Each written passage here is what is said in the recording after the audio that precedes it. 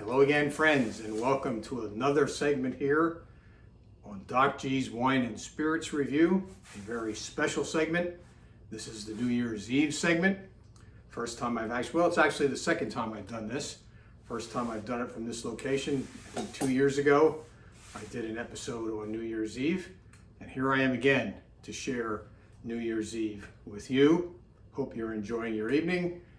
Figured I would come on a little early tonight because I know most of you are probably out getting ready to celebrate in some way. Even if you're just staying home, you're probably getting ready to have a meal or have some kind of celebration. So, all I'd like to do today is take a chance to review what I've shared with you this year. I actually counted up the clips I shared with you, and it was an exact number. It was 30 clips that I shared with you. And I'm not here to hawk a wine tonight. I'm not here to hawk any kind of spirit. I am here to just share some thoughts about what happened with Doc G's Wine and Spirits Review in 2024. Good time for a retrospective since this is the last day of the year. So with that said, I went to the trouble to prepare. No champagne yet. We're going to save that for midnight. Prepare my second favorite drink, and that is none other than the world famous martini. So with that said,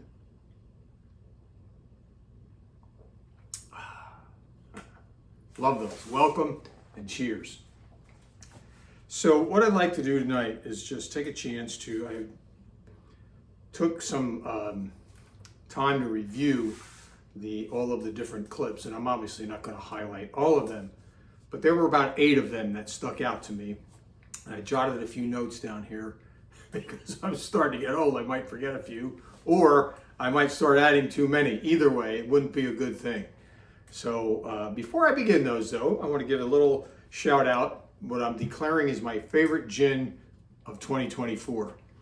And the reason I said that, and that is this Botanist gin. They also now make a 100 proof one. That's you better be ready for that one. But this is my overall favorite gin. There's a local restaurant that I like to go to that not many restaurants carry Botanist, and I have actually fallen in love with it. I'm a big fan of many gins, and just for this year, I'm going to give the top spot to Botanist. It's actually one of those gins that, frankly, you don't need any martini in it. You can drink it straight up. The martini gives it a little bit of a different profile. So that's the only one I'm going to hawk tonight. These are here just for show. They're props, my friends. We're going to be opening one of those later though, so it's not really a prop. So kudos to Botanist Gin. If you have not tried this and you're a gin fan, I highly recommend it. And I basically only use it for martinis. I don't want to waste this gin in a gin and tonic. And that's not to say you can't. That's just not Doc G's style. So we're going to leave that Botanist right here so everyone can see. And I'm going to take another sip. I want to have an olive, which is my tradition. Wash the gin over the olive.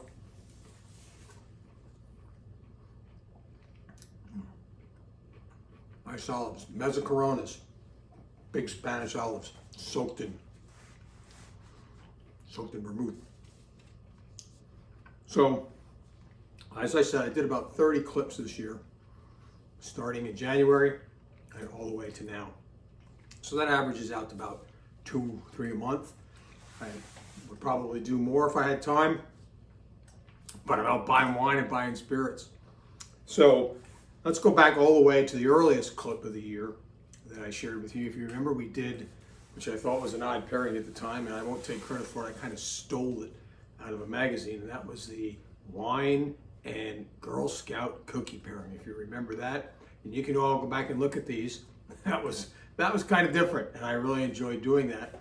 Since my granddaughter is also in the Girl Scouts, it was a chance for me to take care of family and also share some fun information with you about wine. So that's number one. Number two was I did a whole segment on a lesson on how to read the wine bottle. If you remember, we talked about the ABV, how you can get it on there, what the flavor profile is, who the producer is, the country, the winemaker, and any other extemporaneous notes or I should say extraneous notes that the winemaker might want on the bottle. And if you remember from that clip, depending on where you get the wine, the word on the bottle isn't going to tell you the grape. So you're going to have to know, and I'll just cite a very simple example because it's probably the most famous one, and that's Burgundies.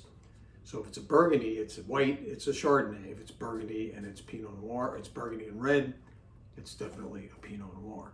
So I don't know if you remember that. I should give you all a quiz and have you weigh in on it, but that's what we talked about when we talked about the wine labels. The third highlight that I really enjoyed sharing with you this year was I always knew about this, but I got a chance to really actually operationalize it by making this drink. And that's the Saint Gemerita. And if you remember, that was when we combined the Saint Germain elderflower in that beautiful bottle, which I've done numerous spots on because Saint Germain is very versatile. And we paired it with Patron tequila. And it's called the Saint Gemerita. The title of the clip was called Paris Meets Mexico. And I can tell you, that Saint Gemerita might come in close, at least in this year, to this martini with Botanist. Fourth clip that is always important to me, and that is in May. I don't know if it was on the exact date. I celebrated the 3rd anniversary of me doing these clips. I've been doing these since May of 2021. If you count math-wise, we're into our 5th year. I haven't been doing it 5 years. The 4th year anniversary will be in this May. So you can be sure, God willing, that we'll be able to come back to you and talk about the 4th anniversary of Doc G's Wine and Spirits Review. The 5th one, I sat outside by my pool. I was a little kind of like really thinking hard about what I wanted to do because I felt like I was getting a little into a rut. And I came to you and talked to you about wine and technology.